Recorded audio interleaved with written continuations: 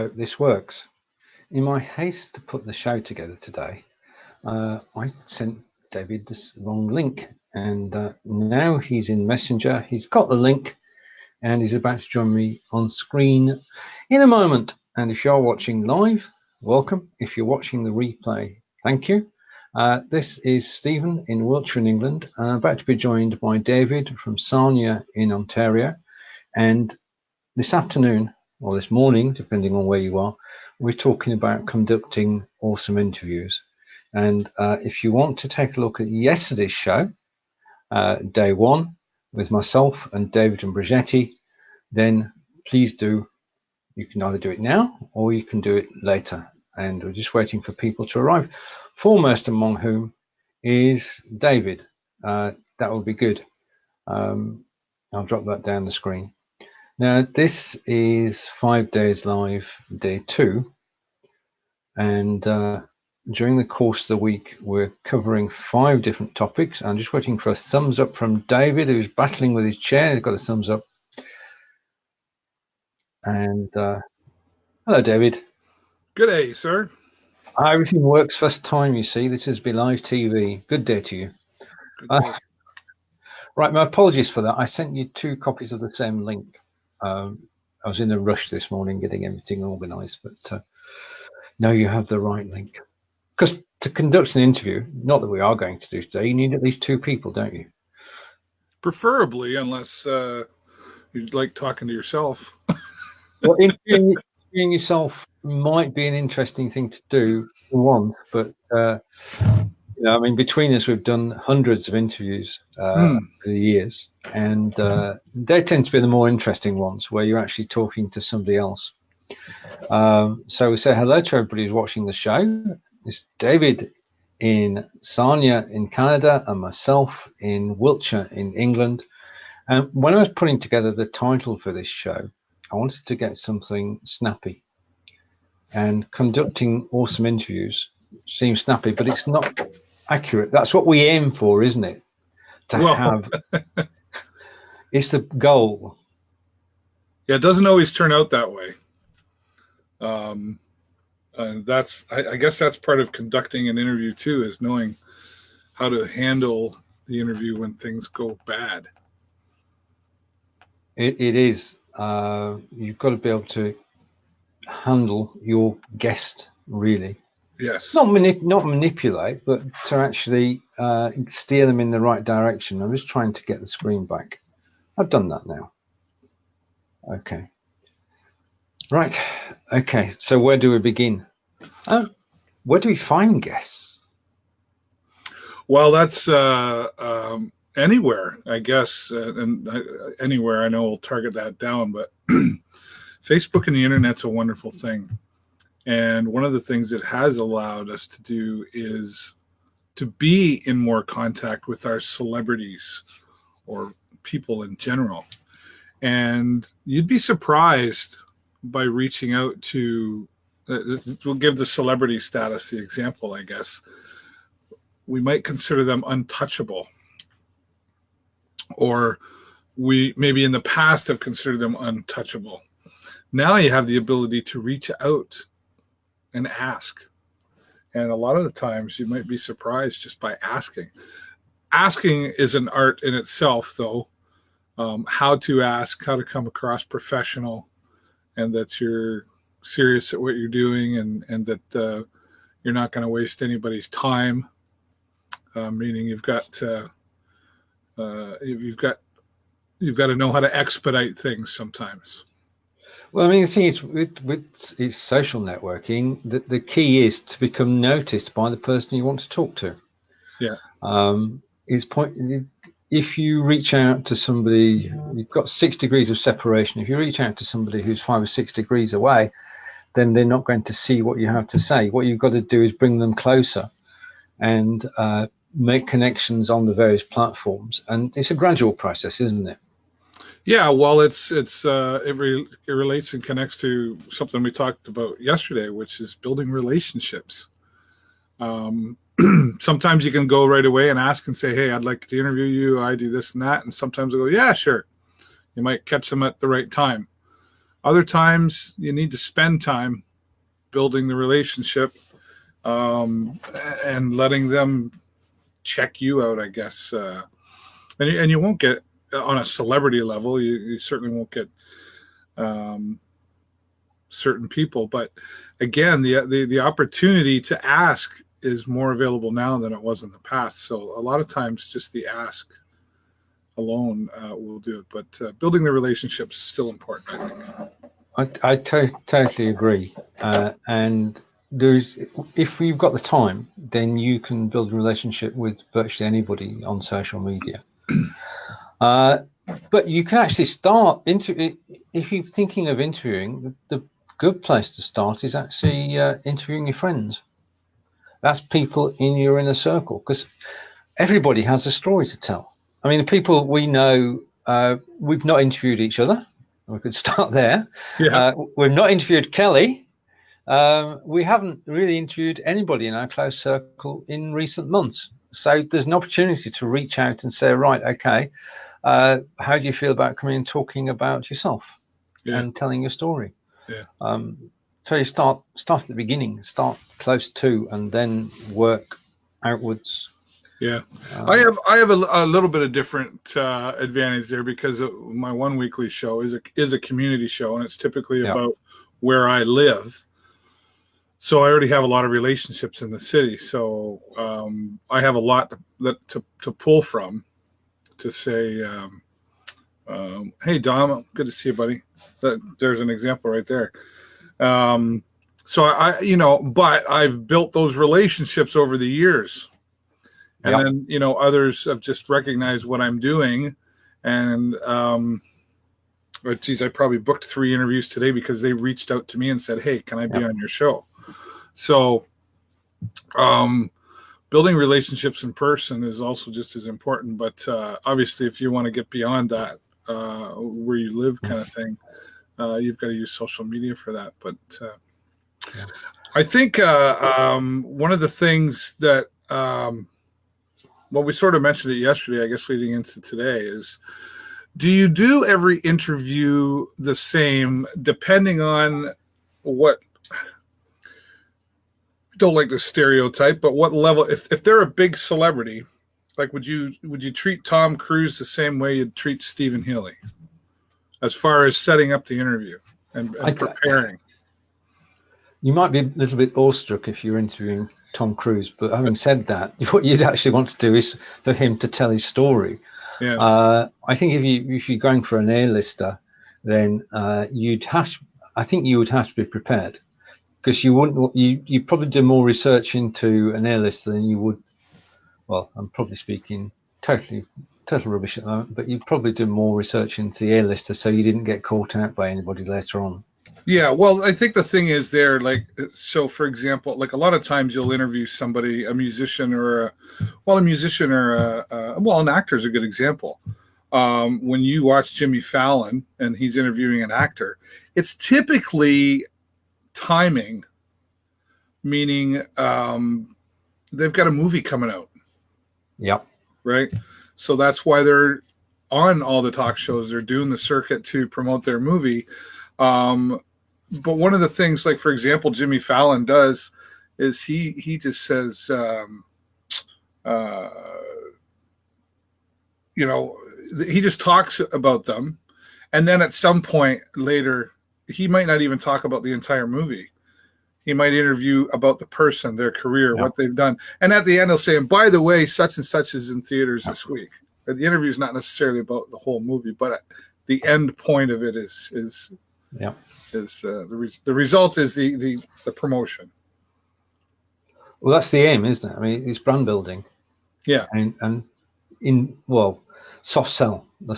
Right, to take a couple of comments, and one I can't make head and tail of, but hopefully you can, because Kelly's saying, and I've got to pronounce this somehow, I would pay to see you interview George Stroumboulopoulos. Yes. There you are. So he's a big talk show, sports, music guy. Here, he was on CBC for years, the Strombo Show, and others. Right. He was also part of Hockey Night in Canada for a while, which we're still not sure how he became a part of that. But he's been somebody that I've always sort of looked up to as an example. And I've been accused of, without doing it on purpose, I've been accused of our mannerisms and style are very similar. But this is me. I would love to interview George. I have spoken to George via Periscope, and a friend of mine actually met him a couple of years ago at his home. He sometimes brings musicians into his home and has a party, and every once in a while he invites people at random, and my buddy won to go see him, and he even said, "Hey, my friend David Burrows would like to interview you." Whatever it takes, right? True, yeah. So I should work on that again. I haven't touched on that in a while. Right. What else we got there? We've got an hello from Andy, and Kelly is talking about the Strombo show, A House of Strombo. Yeah. And Carlos has found us at last. Due to cross-posting, but we always do put a link in saying where you can find us, so I'm glad you found us, Carlos. Yeah, read the description. It'll tell you exactly what you need to do. Right, okay. I'm just going to take that off screen, and if anybody'd like to be interviewed, we can do it now. We can do it live. We can do a sort of an example.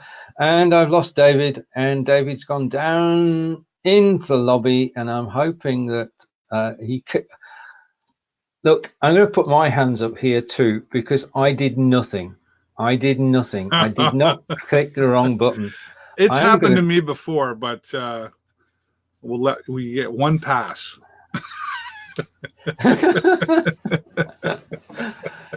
Yes, first time accident, second time by design, but it's not going to happen. It's not going to happen. You know what, though, Stephen? That happening could actually, let's lead into this part of a discussion.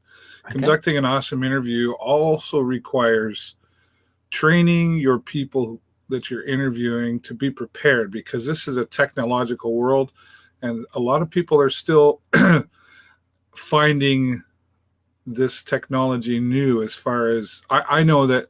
I'm up to episode number 62 live. I've been doing it for almost 8 years, but it was pre-recorded before. So it's taken me that length of time to get some people trained on how to join or get used to this style of an interview. It's usually you go to them or they come to a studio and sit down.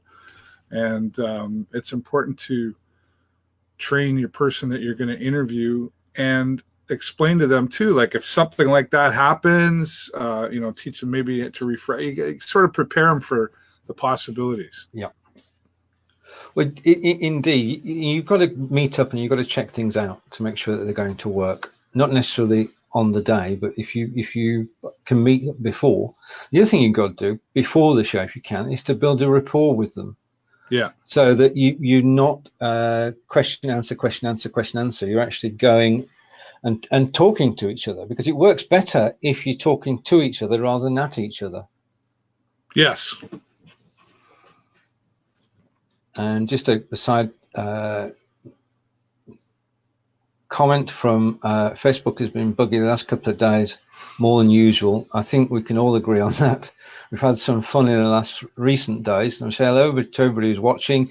This is David and Stephen talking about conducting awesome interviews, or interesting interviews, or useful interviews, or any other adjective that you can actually fit in there. That's the one that was on the card, though. So we've talked about finding people and starting with your inner circle and working out from there. And David said, don't be afraid to ask, you never know. And the next thing is, we talked just a moment ago about actually meeting people before. How scripted should an interview be? Should you have scripts on an interview? And there's no wrong answer. Yes, there is. No, there isn't. This has been a debatable topic. I think part of this answer has to do with you, the interviewer's personality. Okay. For example, I mean, I've emceed some shows here in town with Sarah Woodley, who's one of the local radio folks, and she's very scripted. Got to have it written down what you're going to say, and that sort of comes from her radio background.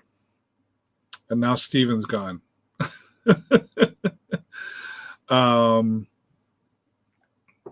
There you are. You're back. Mm-hmm. You got caught. Yeah, it's okay. One apiece. And whereas me, I'm more of a wing it kind of guy. So based on your own personality is where you start. I think, you do have, like when I do an interview, I've got some points that I'm aware of.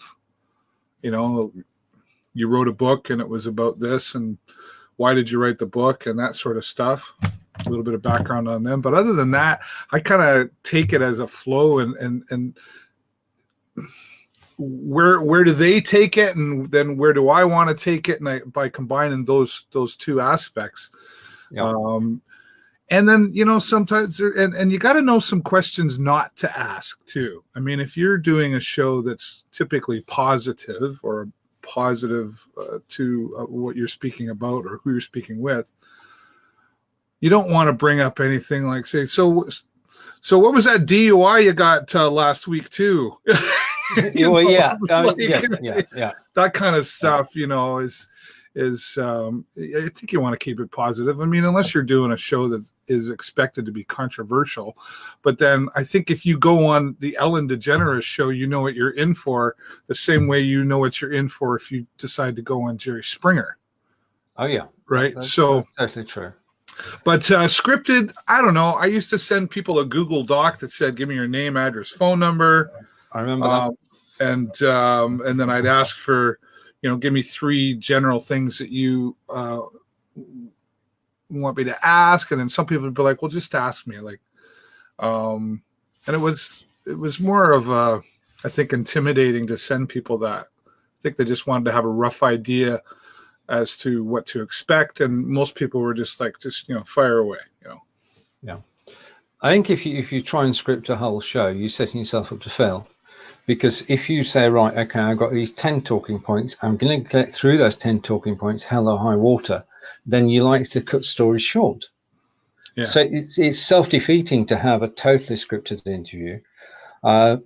The only exceptions to that was if you were talking to an A-lister and you had a preset of questions agreed that you can only ask them. You can't ask them anything different. Yeah. Whereas in a standard interview, I mean, I think we both agree on what the most important attribute of a show host is. And I'm going to say it because you mentioned it earlier. And in doing an interview show, what you really have to do is listen. Yeah. Because people have, if you advertise a show with a guest, then people have come to see the guest. They're not. Some of them will be your audience, but most of them will be here to see the guest and listen to the guest. So I think the sort of if you're talking, I mean, I know of shows in the past, not now. I'm not saying that now, where the introduction to the show lasts about 5 minutes. Yeah. And I've known shows where the guest has been sat in the green room, the lobby, for 15 minutes before they've been brought on.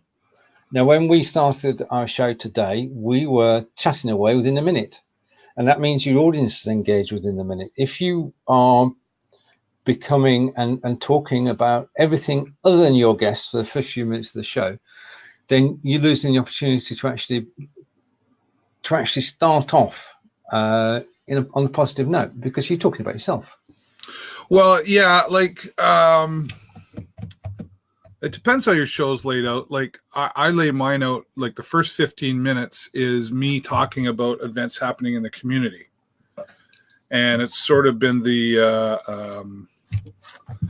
what would you call it? The foreword, if you will, that, hi, everybody, welcome to the show. And, what happened over the weekend. But I'm more, again, my show being about where locally I live. Yep. Most people watching understand, oh yeah, I heard about that thing, and I heard about the beer show and all that stuff. And my guests come in. Sorry, go ahead. It wasn't a critique of your show. Oh no, I know. I'm talking about shows that have just got one guest. Yeah. Okay. No. Yeah. Okay. I was just saying because my guests, I do schedule them at a certain time, and then I ask them to please come in the lobby about 10 minutes before, just so that I don't have a heart attack. Going, where is my guest? Right. So there's that. But yeah, if the show is a completely just about that guest, then yeah, I think it's it's a quick intro and get to the point, right? Totally. I am totally of that mindset, because you're here to actually help the guest tell their story. If you want to tell your own story, then you can go solo anytime. You can do that. We talked about interviewing yourself earlier. Yeah. You can go solo. You can tell your story anytime. If you've got a guest on the show, then they are the main feature, and you are there to help them tell their story. Now, I think sometimes that gets forgotten in the mix. And we're talking about listening to your guests, because that's where you pick up your new questions. We said you shouldn't have a scripted show. So the question is, how do you actually fill the hour? And that's from listening, isn't it? And yeah, and taking notes. I think you can take notes, sort of discreetly, like you can be seen with a pen in your hand, and then that way, if you happen to look down and you take some notes.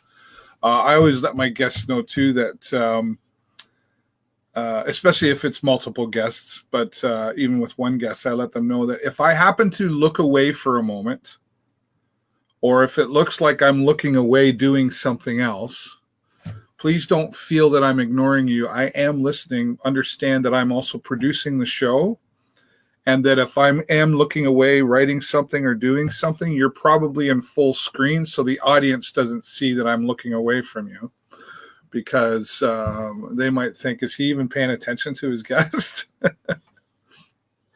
well, that's right. You focus has got to be on your guest. Yeah. Unless and that's the key. You've got to be right. If you're sat there and you're not interested in your guest, how is anybody watching going to be interested in your guest? Yeah, that's right. And it's just, well, it's common courtesy and respect to actually listen to what your guest is actually saying.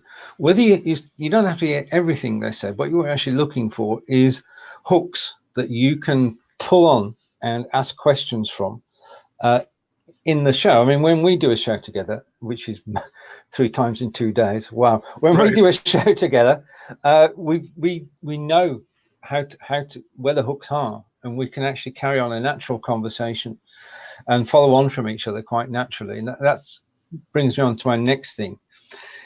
Now, they said that people are natural interviewers, natural hosts. Yeah. But it is a learned skill, isn't it? It is something that you can learn it. Yeah. Okay. How would you go about that? It's a process for sure. Like, I think you have to. Well, the first things first is I think you really need to believe in what it is you're doing. I mean, if you're just doing this for fun and giggles and you don't really care, then that's how it's going to show out there. If you're doing this where you're wanting to present yourself on a regular basis and you want to become known as a talk show host or an interviewer or however you want to label it, musicians practice. They rehearse hundreds and hundreds and hundreds of times before they go on stage and perform their hit song. Now, if you look at musicians as an example, if you were to take a popular band, 30 years later, they probably don't rehearse as much because they've been doing it for 30 years, right? They've been rehearsing for 30 years. I think one of the things you can do is, if you're going on Facebook Live, is create yourself a page that's unpublished that nobody can see, only you can see.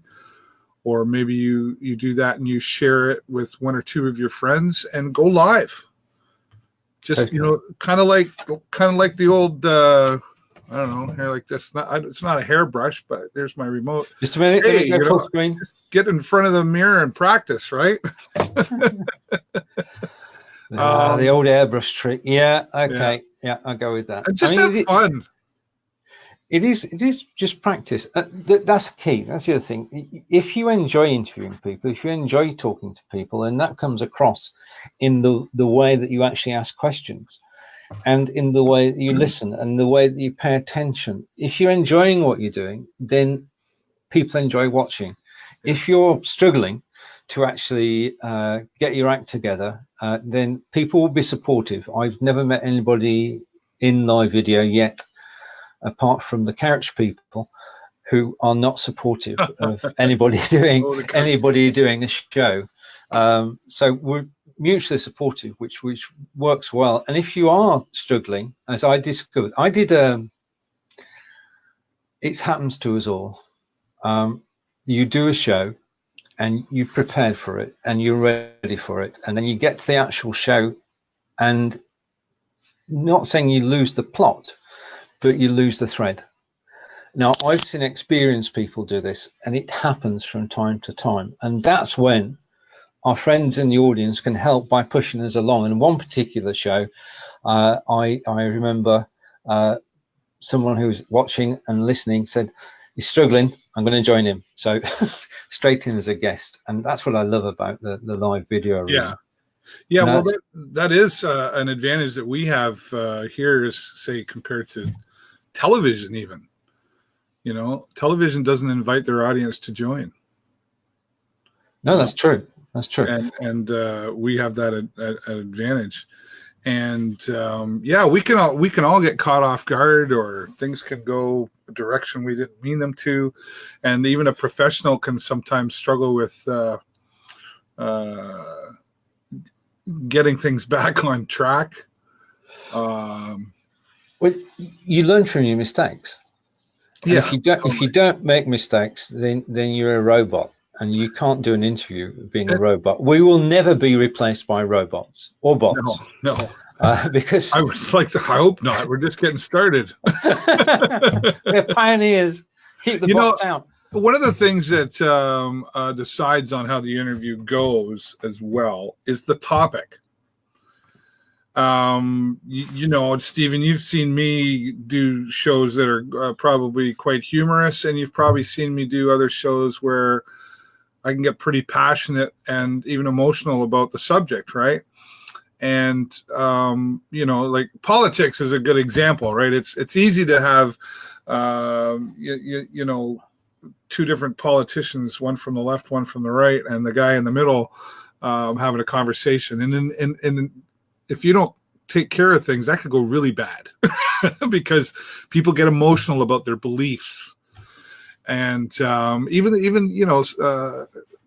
topics that are hot topics, like mental health right now, a person can get emotional about that. And I don't necessarily mean in a bad way, but you still have to try to, based on the topic, follow through with it in such a way that it is done respectful. You got to be respectful to your guest as well, right?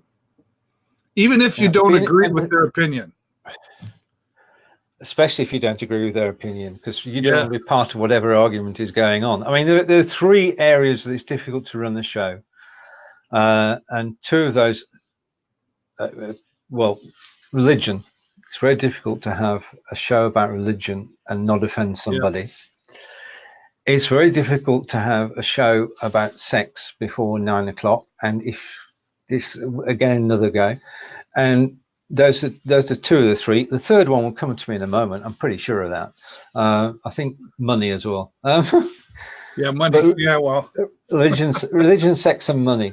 Three areas that you wouldn't go. And we've got a comment in from Kelly. Now, we've got an ongoing story developing in the comments, and I'm going to try to dial back a bit. I'm going to go back and I can take a look here. Peter Stewart typed guest, and there's no bot on today. Kelly then said Peter Stewart is ready to be interviewed, and politics, right? Okay. Well, are you ready to be interviewed, Peter? Because we'd love to. Right. Okay. And this is another thing. This is a problem I'm having at the moment with the radio station. I've got a certain show that I've got to schedule on the radio station, and it's a music show, and some of the lyrics in the songs are not for younger people. Right. So you want to schedule it after the watershed. And Ed's question is, before 9 o'clock, where? Because my 9 o'clock in the UK is your 4 o'clock in the afternoon. Yeah. I could do multiple shows on this topic. Where do we draw the line to not offend somebody? I guess that depends. It depends on what you want to represent. Even though it's not your radio show, it's on your radio station. And, That's true, and actually, this is something that I've taught in my class. You talk about branding and think, what's your philosophy? You the owner of the company, you the owner of your channel, your radio station, your tennis shoe, your food that you sell. What is your philosophies? It's got to go with your worldview, hasn't it? That's right. And if it doesn't fit into that, then it's a very polite. I'm sorry. After reviewing, this does not fall into our company policies or philosophies. And that, to me, it's not a discussion; it's a statement. Right. Okay. Now we're about to do David. Yeah. Sorry. Don't get me going.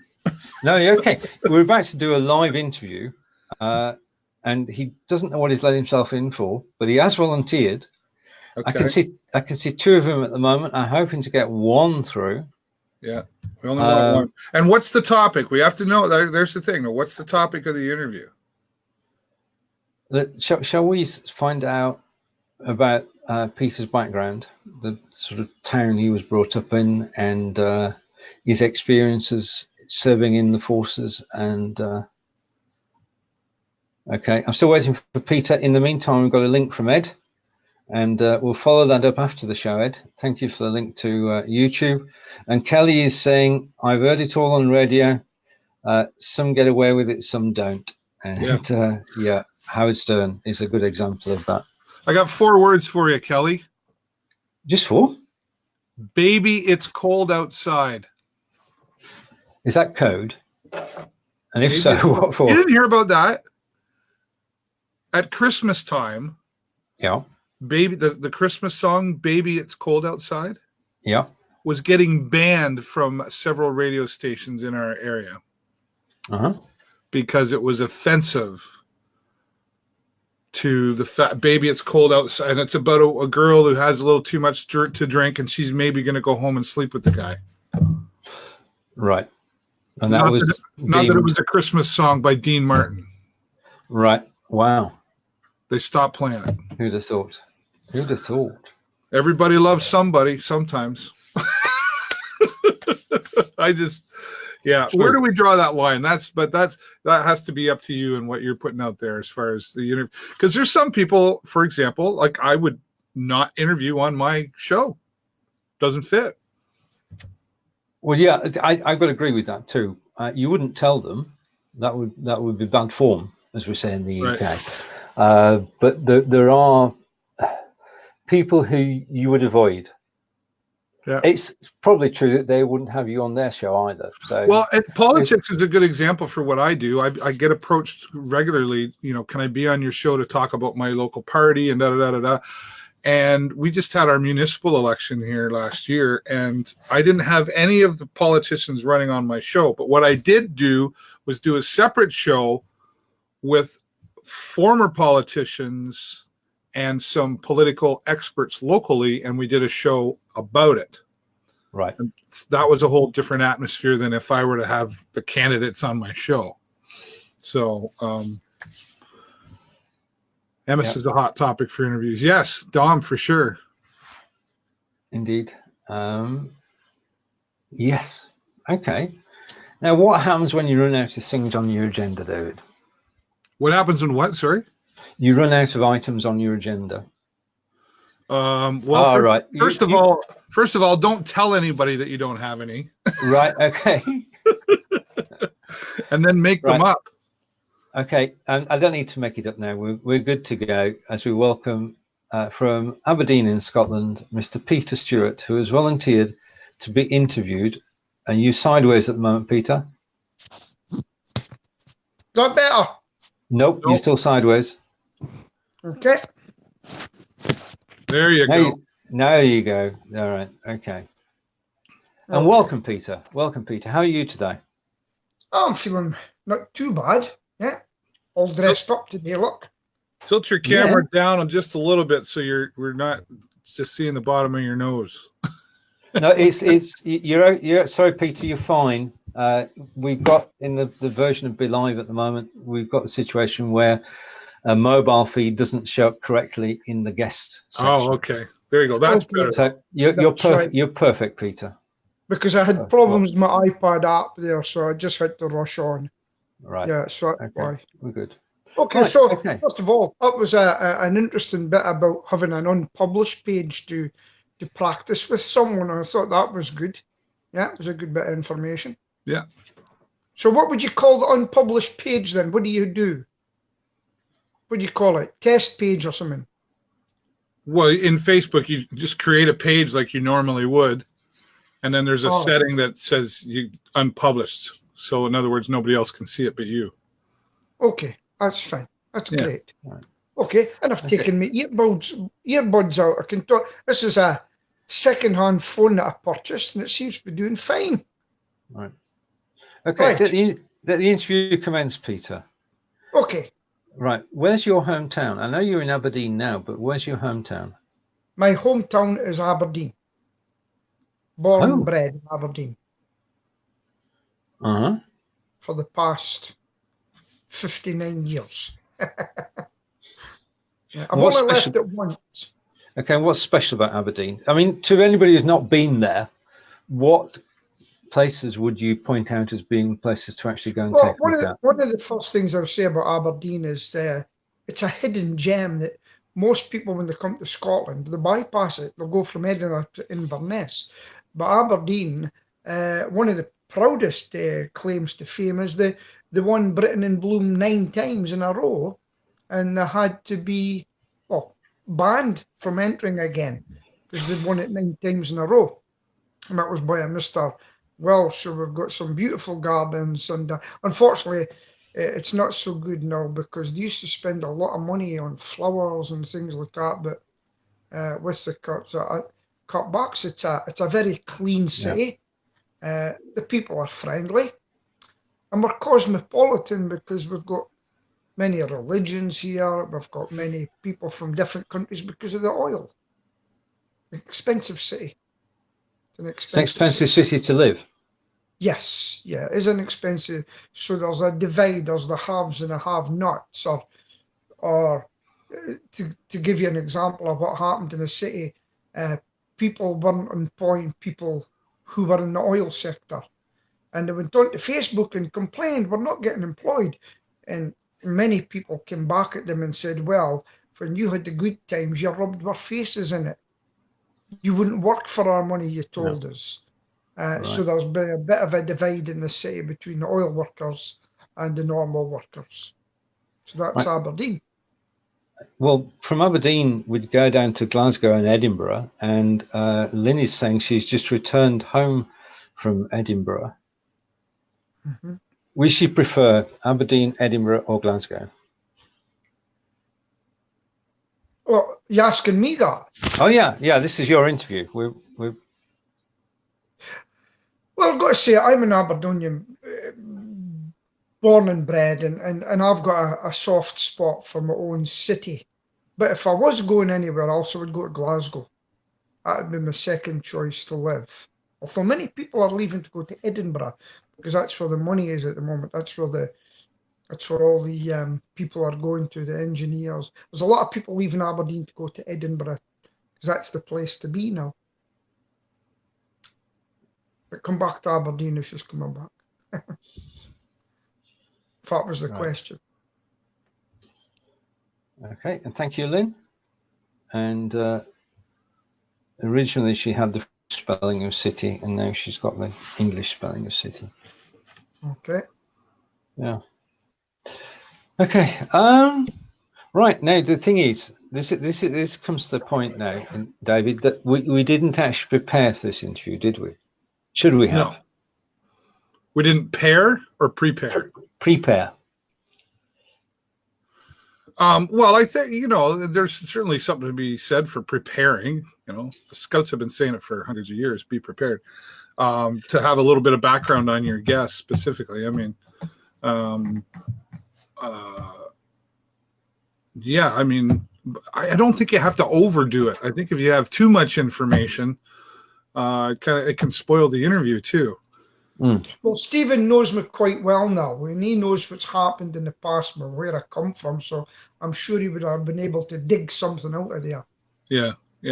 For me, like, I would know where you're from, okay, what is it? Okay, you've written a book, say, and what's the book about and why you've written the book. And for me, that would be enough. Yeah. And then it would take it from there. I know what the book's about. I just did one yesterday. It was about the Chief Justice of Canada, and it was his grandson wrote the book. But that's all I knew. And I was doing the interview because he was coming to Sarnia and going to be giving a talk. So for me, that was all I needed to know. And then he told stories, right? Mm-hmm. Where did your grandfather grow up? Well, he was originally from Sarnia, and they ended up going to Guelph. Oh, what did he do in Guelph? The questions don't have to be complicated, I guess, too, is a good thing to point out, Stephen. And I agree, because if you've got to, even the most technical of subjects, you've got to help your guest tell the story in an easy to understand manner. Because if we were to get an astrophysicist on here, we may do one day, you never know, then we'd have to ask them to sort of speak our language. Because if we can understand them, then people watching can understand. We might have some astrophysicists watching, in which case I apologize. But it's a question of making it understandable for everybody who's actually watching the show. And too, you as the interviewer, if you don't know that much about you're not the expert. Don't try to be the expert on the subject. Even if you've read their book or you've studied physicists, I can't even say it. That's okay. But don't you try to be the expert. In fact, be the dummy. I've heard of this thing that you invented called the internet. What can we expect from that? Why did you invent the internet, and what kind of things are we going to see in the future? That's the question. That's the ideal stance to take, because the thing I love about interviews is not just finding out about the person, but it's the topic as well. And in general, when you're doing an interview, you're actually learning as you listen. And I sometimes, you can't take it all in because you're actually sort of producing the show and waiting for your cue. So I occasionally will actually replay, and the amount of stuff that I've actually missed because I was my concentration was elsewhere on producing the show is amazing. And it's a learning experience every time you actually go live. You brought something out there from the early days when you done it for me. It takes a lot of pressure off you, because you imagine a real TV studio. They've got their producers, they've got their timers, they've got their runners to go and get things if they need. But when we're interviewing, we're doing it all by ourselves. And it does make a difference when you can put on the slide for someone and stuff like that. It makes a big difference. It makes it, well, I think the problem is I'll bring in the next slide. You don't like saying that, but it's quite interesting that, having a producer with you. What do you think, Stephen? I think producing the show is an experience in itself. It's an enjoyable experience because you're not on camera. Nobody can see you. It means that you can keep in tune with what's actually being said by the people on the show, and you can do things in a timely manner. So there's no panic. There's never any panic. You bring the slides up, as you said, at the right time. You bring the captions up. You bring the comments up, all at the right time. And it makes it a lot easier to appear on the show. Although having said that, I do feel if I'm a guest on a show, a bit out of control because I've no say in what's going on. So you've got two opposites. You've got producing the show where you're in charge of everything, and being a guest on the show where you're in charge of absolutely nothing. Quite interesting. One of the questions I would like to ask you both, because I was at a networking meeting today, and I was quite surprised how much knowledge I've got now in the years I've been in business compared to many of the other people sitting around the table. And I am talking basics here, basics. Yeah. And I thought, right, it's time to get the Talkinator going again and get these people up. What I'm worried about is asking the same questions every week to businesses. So what would you do to be different? No, I hope to interview an undertaker one day that I know, and then do someone that, well, there's a guy just bought a big American truck, he was telling me. His name's not on it. I says, what's going to be unique about you then? Tell me. This is what I was asking him right away. What's going to be unique about you then? There's a lot of people doing man in the van. And I came up with some ideas for him. So what would you suggest? There are three key questions to start off with for any guest to set the background. One is, who are you? What do you do? And how do you help? And the third one is, how do you help people? Mm-hmm. And you can build up from those three. And people want to know who people are. They want to know what they do and how they can help. Yeah. So the three questions are relevant, aren't they, David? Yeah. And I find, too, in addition to that, if the guest that I'm interviewing is somebody that I actually know, like someone I would call a direct acquaintance or friend that I have a relationship with, I may say something like, so listen, Peter, of course, you and I have known each other for quite some time, and I understand what you're about. But for those who don't know, could you take just 30 seconds and describe, who you are, what you do, what's your title, what do you, that kind of thing. And that's a really a good lead-in. Asking the same question in the same scenario is a tough one because, and I'll give you an example, hockey. The post games at the hockey games, I find, it's typically, so when you're doing an interview after they've lost the game, those are the tougher ones. It's, so obviously that wasn't the result you were looking for. And I hear that over and over and over and over. And I think, come up with something new, Right. Unfortunately there were some shortfallings for the team today.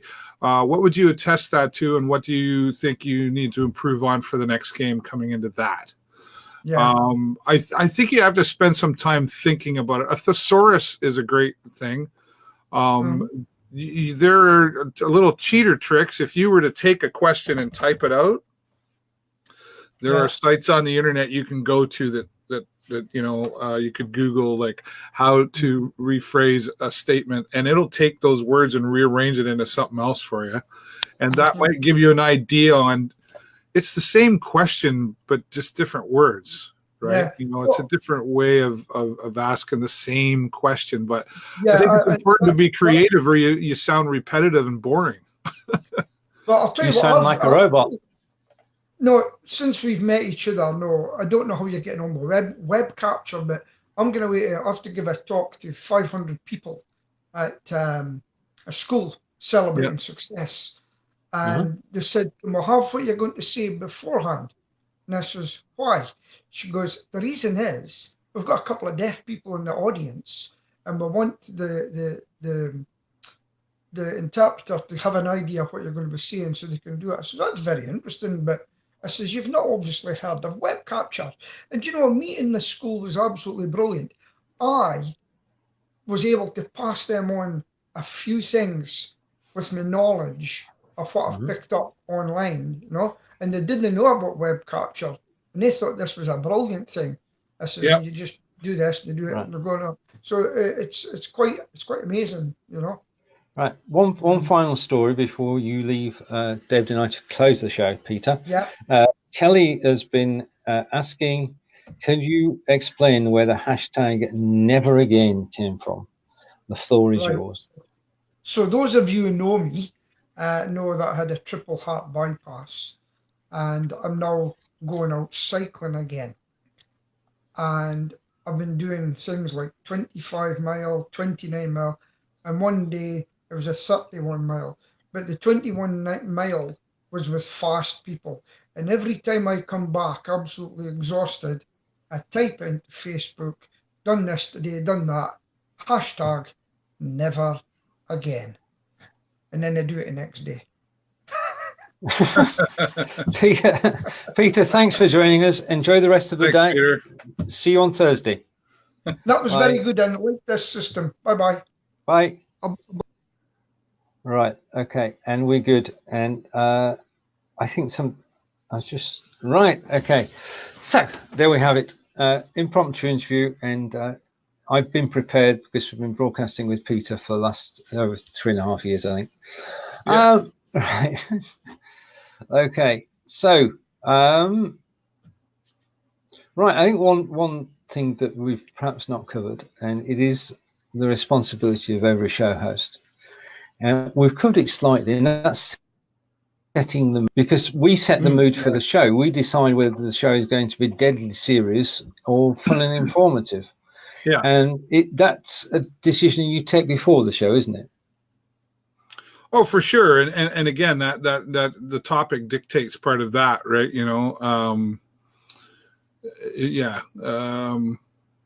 the pre-interview is important, I guess, too, with the guests. And that's part of that setting the mood, is making them feel comfortable, even if it's a conversation on the phone before, however you communicate with them first. That helps set that mood as well, puts their mind at ease, especially with this camera thing.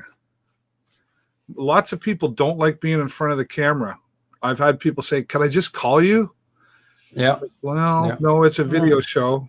Now, that being said, I have done the call thing, but yeah, I think it's important to set the mood. And setting the mood is largely dependent on, obviously, the topic of the show. Yeah. And the topic today is conducting awesome interviews, but also your own mood as well. If you're feeling good, then you can do a quick uplifting show and everybody's happy because you're happy. If you're not in such a good mood, however, then yes. Welcome fake it till you make it. Fake it till you make it, I think. Can't wait for this to be over. Right, this is real TV, but not reality TV. There is a difference. Right, okay. Now, Corinda, you are not watching a replay. He's just typed that replay hashtag in. You're actually watching David and I live, and this is the third show we've done in 1 day, and we're still talking, which is absolutely brilliant. And yes, like me at times, Peter's owning up, and Kelly's going eek. Oh, Kelly, if we could just get him on a camera. It will happen. He's on air camera. We've seen photographs of Kelly. We know. Well, yeah, but no, I mean like joining. Come on, Kelly. Let us conduct an awesome interview with you. Indeed. We all have stories to tell, and it would be good if you're watching the show and you'd like to be interviewed, then just drop either David or I a line. We're always looking for people who would like to tell their stories on camera. If you are looking to do a show but don't want to produce it, then do exactly the same. Speak to David or myself. Right. This show will be available for replay afterwards, obviously. If you're watching the replay now, thank you. It will also be on the radio from tomorrow on the LVHR radio station. And if you want to join in on the LVHR radio station, if you've got a podcast, please let me know. More importantly, I'm looking for independent musicians, and that's musicians not signed to a label. If they would like to be interviewed and to have their own music played on the station, then please let me know. And that goes to everywhere. That goes to Canada, America, UK, Australia, wherever you're watching this show from. in Scotland too, then if you know of local artists who could do with additional, I was going to say exposure there, or additional awareness of the type of music they do, then just get in touch with me. You'll find me everywhere on live video, every single day of the week, but not weekends. Right, okay. Well, incredibly, we're close to the end of this hour. Well, there's lots of information in there, right? You know, there's certainly lots to think about when doing an interview, and you know, a lot of it again comes back to your own personality as well too. I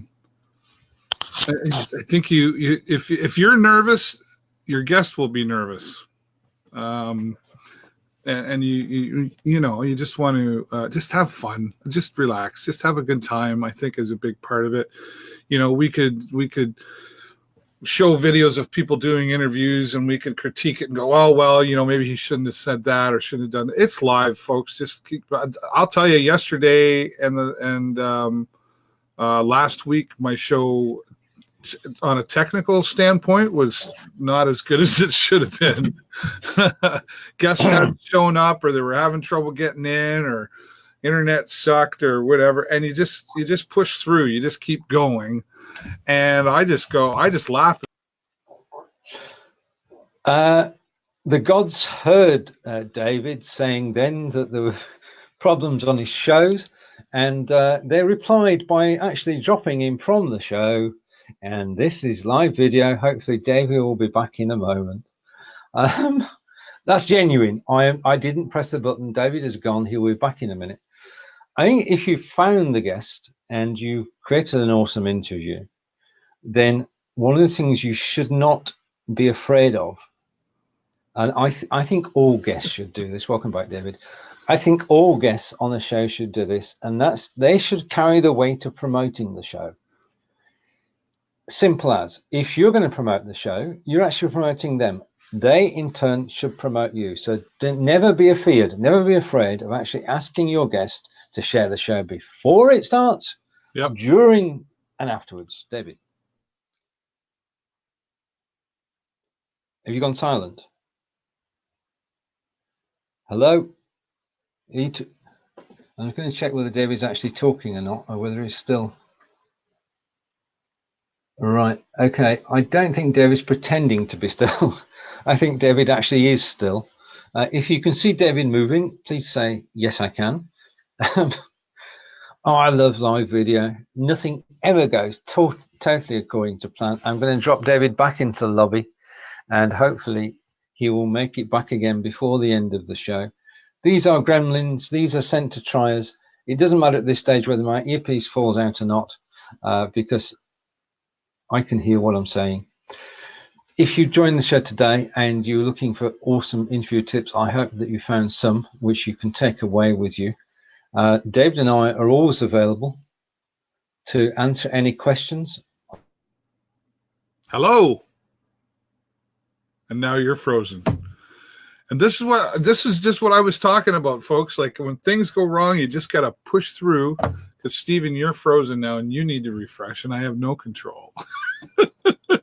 Talk about an awesome interview. What a great example of handling an interview when things go wrong. Because I don't even know if Stephen's going to come back now. I am apparently in the show. Oh, are you back?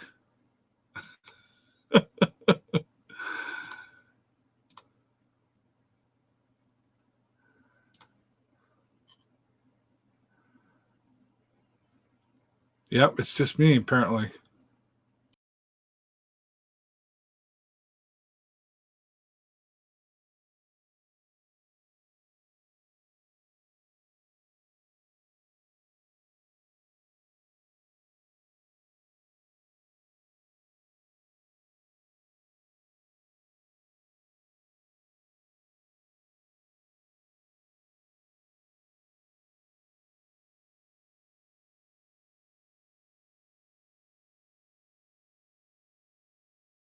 Okay, right.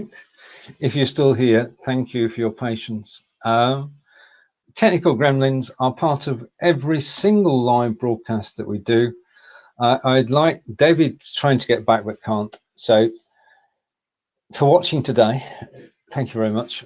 We're back again tomorrow, 10 a.m. Eastern. In fact, it's Tina and Brigetti who are back tomorrow, 10 a.m. Eastern. And we look forward to seeing you then. If you enjoyed the show, please share. If you'd like to join us on camera anytime, you're more than welcome. And wishing you, well, may the rest of your day be fantastic. And see you again later in the week. Thank you for watching, and goodbye for now. Bye. And that was an interesting end to the show. Thank you for your patience, and